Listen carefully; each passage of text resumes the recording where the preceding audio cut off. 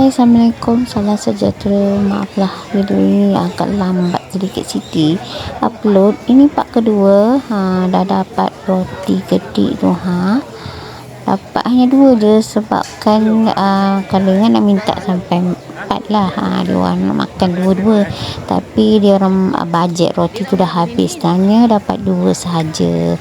Itu rupa roti kedik lah. Ni Aswad nak makan sangat, sebab tu kita terus datang ke sini lah, bukannya selalu datang. Maknanya kat Kuantan ada, bukan tak ada, tapi beza dia roti dia tu agak lembut sangat-sangat lah.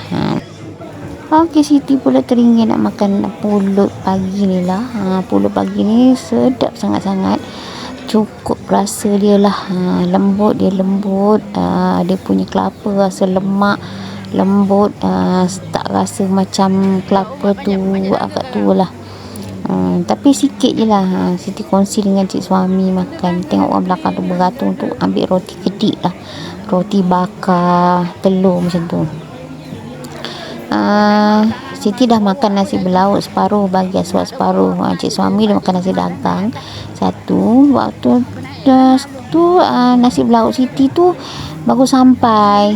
Itu dah round kedua. Jadi Siti ambil jugalah pulut pagi ni. Biasa Siti makan dekat kedai Kadah tu kan, nasi kertas tu.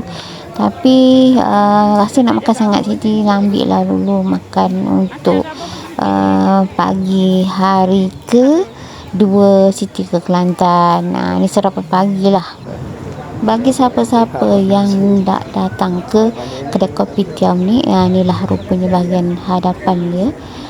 Okey, sampai sini je video Siti. Jangan lupa like, subscribe, support Siti video seterusnya. Kita jumpa next time video untuk makan tengah hari pula.